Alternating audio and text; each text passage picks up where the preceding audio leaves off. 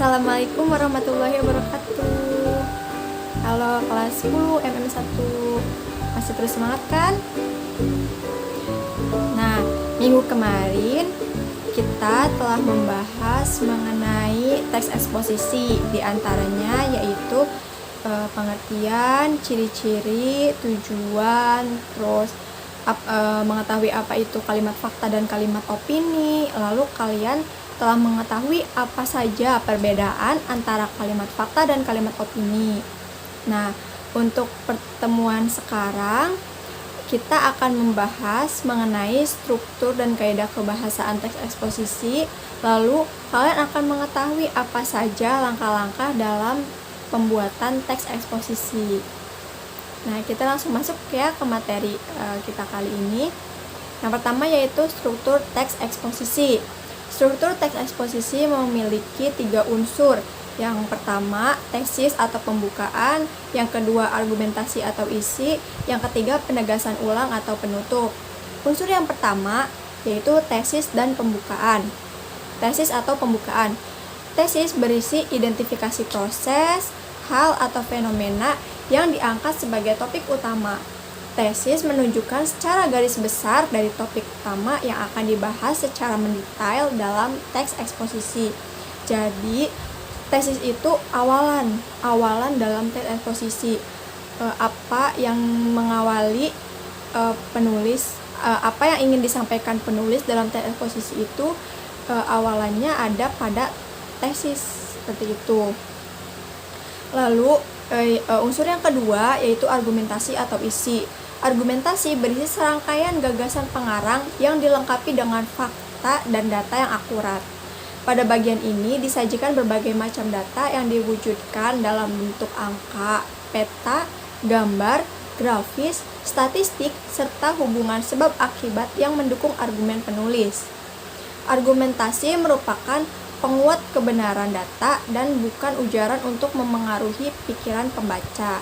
Jadi, pada argumen ini atau dalam isi ini pengarang sudah menyampaikan opini-opini yang ingin dibahas dalam teks eksposisinya, lalu didukung dengan fakta-fakta yang dapat memperkuat opini penulis agar opini atau apa yang ingin disampaikan penulis itu dapat diterima oleh pembaca. Tapi dalam teks eksposisi itu jangan memiliki tujuan untuk memengaruhi pikiran pembaca agar percaya dengan apa yang ingin kita sampaikan. Tapi kalian harus menanamkan tujuannya, yaitu untuk memberikan informasi kepada pembaca. Lalu unsur yang ketiga yaitu penegasan ulang atau penutup. Sebuah karangan eksposisi akan diakhiri dengan penegasan ulang. Pada bagian ini, penulis menyampaikan sintesis atau simpulan yang diambil berdasarkan argumen dan data yang telah disajikan. Penegasan ulang dalam sebuah karangan eksposisi tidak mengandung ujaran-ujaran yang berbau ajakan atau persuasi. Jadi, pada penutup ini atau pada penegasan ulang ini, kalian ungkapkan kembali apa yang ingin kalian sampaikan gitu, tapi hanya secara singkat untuk menegaskan ulang seperti itu ya. Nah, dan Ibu tegaskan lagi bahwa pada teks eksposisi ini tidak boleh adanya ujaran-ujaran yang berbau ajakan atau persuasi.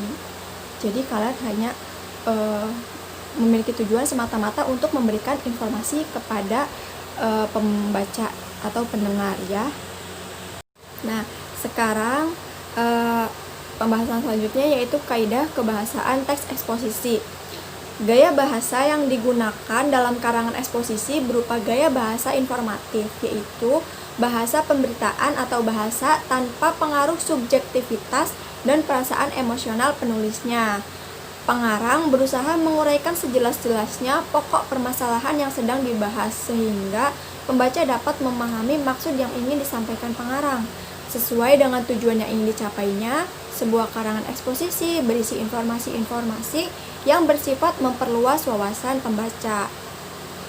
Unsur kebahasaan yang dapat dilihat pada teks eksposisi adalah penggunaan pronomina. Pronomina atau kata ganti adalah kata yang dipakai untuk mengganti orang atau benda, seperti kata aku, engkau, dan dia. Ada 3 jenis pronomina yang dikenal dalam bahasa Indonesia, yaitu yang pertama, pronomina persona. Pronomina persona adalah pronomina yang dipakai untuk mengacu pada orang. Pronomina persona dapat mengacu pada diri sendiri, orang yang diajak bicara, atau orang yang sedang dibicarakan.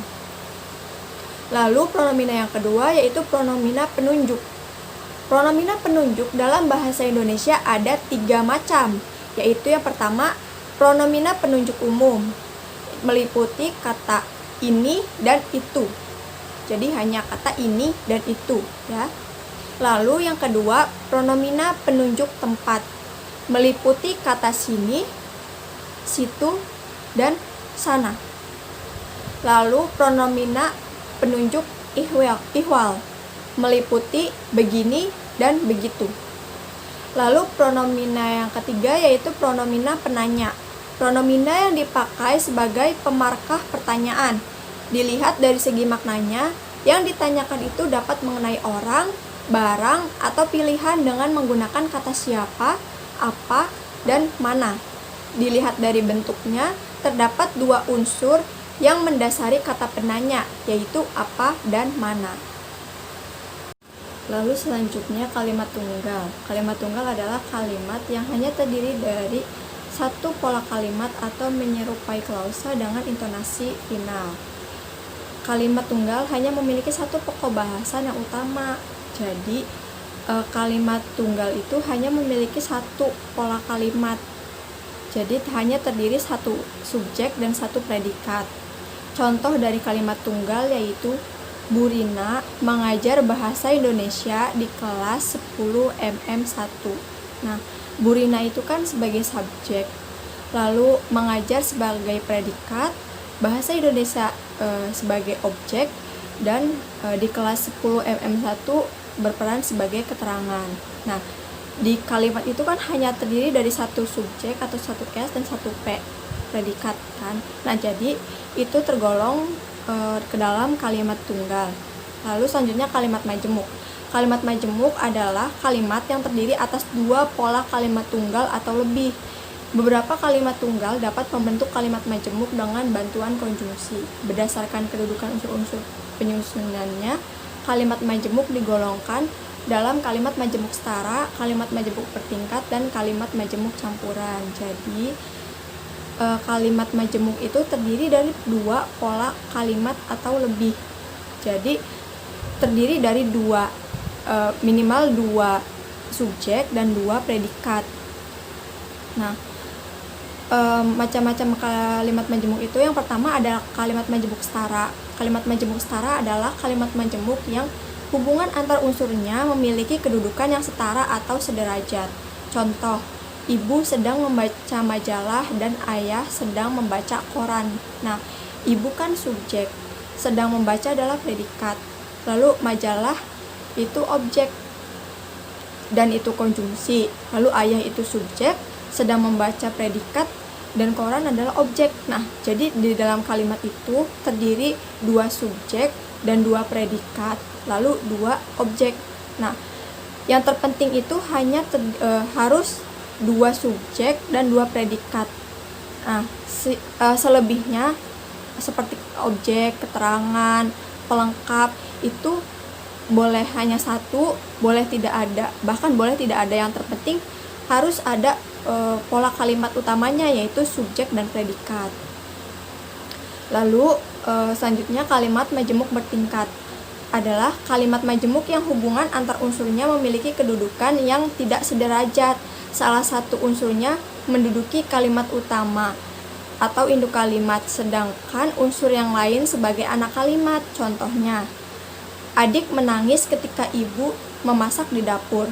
Adik itu kan subjek, menangis itu kan predikat, ketika itu konjungsi, lalu ibu subjek, memasak itu predikat, di dapur itu keterangan.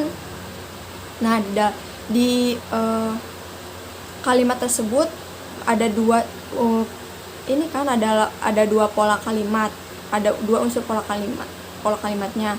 Nah, yang membedakan antara kalimat majemuk dan kalimat majemuk bertingkat dan kalimat majemuk setara itu biasanya dilihat dari konjungsinya. Nah, kalau kalimat majemuk bertingkat tadi yang contohnya adalah adik menangis ketika ibu memasak di dapur, adik menangis itu kalimat induk kalimatnya. Nah, sedangkan ibu memasak di dapur adalah anak kalimat. Lalu yang ketiga yaitu kalimat majemuk campuran, adalah gabungan antara kalimat majemuk setara dan kalimat majemuk bertingkat. Kalimat majemuk campuran sekurang-kurangnya terdiri atas 3 kalimat tunggal. Contoh, ibu pergi ke pasar dan ayah pergi ke kantor, sedangkan aku pergi ke sekolah. Nah, ibu subjek, pergi predikat, ke pasar keterangan, dan itu konjungsi yang menandakan bahwa kalimat tersebut adalah kalimat majemuk setara. Ayah subjek, pergi predikat, ke kantor keterangan. Sedangkan itu konjungsi yang menunjukkan bahwa kalimat tersebut kalimat majemuk bertingkat. Sedangkan aku pergi ke sekolah. Aku subjek, pergi predikat, ke sekolah keterangan. Nah, seperti itu. Lalu selanjutnya yaitu konjungsi. Unsur yang tidak dapat ditinggalkan dalam kalimat majemuk adalah kehadiran konjungsi. Konjungsi adalah kata tugas yang menghubungkan dua klausa, kalimat, atau paragraf. Berdasarkan kedudukan dari unsur-unsur yang dihubungkannya, konjungsi diklasifikasikan dalam 3 kelompok. Nah, dengan singkatnya, konjungsi itu adalah kata penghubung ya. Jadi, konjungsi itu diklasifikasikan dalam 3 kelompok. Yang pertama, konjungsi koordinatif, yakni konjungsi yang menghubungkan 2 kalimat yang memiliki kedudukan yang setara, misalnya dan, atau, tetapi. Lalu konjungsi yang kedua yaitu konjungsi subordinatif, yakni konjungsi yang menghubungkan 2 klausa atau lebih yang memiliki hubungan bertingkat. Pemanfaatan konjungsi subordinatif akan menghasilkan kalimat majemuk bertingkat. Contoh, jika, agar, seakan-akan, ketika, dan sebagainya. Lalu yang ketiga yaitu konjungsi korelasi, yakni konjungsi yang menghubungkan 2 kata, frasa, atau klausa dengan hubungan kesetaraan antara unsur-unsur penyusun tersebut. Misalnya, tidak hanya terus tetapi juga maksudnya ada kelanjutannya, baik maupun apakah atau nanti di akhir ibu akan berikan dokumennya ya, memberikan materi berupa dokumen agar kalian tidak bingung dengan penjelasan ibu ya. Nah, baiklah, kita sekarang masuk ke pembahasan terakhir kita pada kali ini, yaitu mengenai langkah-langkah menyusun teks eksposisi. Nah, dalam menyusun teks eksposisi ada 6 langkah. Langkah yang pertama yaitu menentukan topik atau tema. Yang kedua, menetapkan tujuan. Yang ketiga, mengumpulkan data dari berbagai sumber. Yang keempat, menyusun kerangka karangan sesuai dengan topik yang dipilih. Yang kelima, yaitu mengembangkan kerangka menjadi karangan eksposisi. Dan yang terakhir, periksa kembali teks eksposisi yang telah dibuat, lalu lakukan proses editing. Nah, pada langkah pertama yaitu menentukan topik atau tema. Jadi, yang pertama itu kalian harus menentukan topik dan tema atau permasalahan apa yang akan kalian bahas dalam teks eksposisi yang akan kalian buat. Lalu langkah yang kedua yaitu menetapkan tujuan. Nah, dalam membuat teks eksposisi itu apa sih tujuan kalian? Apa sih yang ingin kalian sampaikan pada teks eksposisi yang kalian buat? Nah, kalian harus tentukan tujuannya. Lalu yang ketiga, mengumpulkan data dari berbagai sumber. Mengumpulkan data itu sumbernya ada banyak. Salah satunya dari televisi, koran, majalah, atau bahkan di internet. Lalu langkah yang keempat yaitu menyusun kerangka karangan sesuai dengan topik yang dipilih. Nah, Jika kalian sudah menentukan tema atau permasalahan apa yang kalian angkat, kalian sudah menetapkan tujuan, lalu kalian sudah mengumpulkan data-data dari berbagai macam sumber, lalu kalian susun kerangkanya. Jadi kalian susun per paragraf. Jadi apa sih, misalkan di paragraf pertama kalian ingin apa yang dibahas, jadi kalian hanya tulis kerangkanya saja, jadi tidak dalam satu paragraf penuh seperti itu. Jadi hanya ide pokok, seperti ide pokok lah, seperti itu. Paham kan ya? Lalu langkah selanjutnya yaitu mengembangkan kerangka menjadi karangan eksposisi. Nah, sebelumnya kan kalian hanya menuliskan kerangkanya saja atau seperti ide pokoknya saja. Nah, pada tahap ini kalian sudah membuat paragraf utuh, paragraf penuh, tidak hanya karangannya saja. Jadi sudah ada tambahannya seperti itu. Lalu yang terakhir yaitu periksa kembali teks eksposisi yang telah dibuat, lalu lakukan proses editing. Nah, jika kalian sudah membuat satu karangan teks eksposisi secara utuh, nah kalian baca kembali, kalian periksa kembali teks eksposisi yang telah kalian buat, apakah ada kesalahan, apakah ada kekurangan. Jika ada, perbaiki, lakukan proses editing seperti itu. Paham ya? Baik, kita telah membahas semua materi kita pada kali ini. Pembelajaran terus berlanjut di forum Google Classroom ya. Jika ada materi yang tidak jelas, jika ada yang ingin ditanyakan, lalu jika Ibu menjelaskannya terlalu cepat, kalian bisa berdiskusi, bisa menanyakan hal tersebut di Google Classroom ya. Jadi kalian tetap standby di Google Classroom ya. Terima kasih atas antusias kalian, terima kasih sudah akrab dengan Ibu. Terima kasih sudah menyimak pembelajaran kita pada kali ini. Tetap semangat dan jaga kesehatan. Wassalamualaikum warahmatullahi wabarakatuh.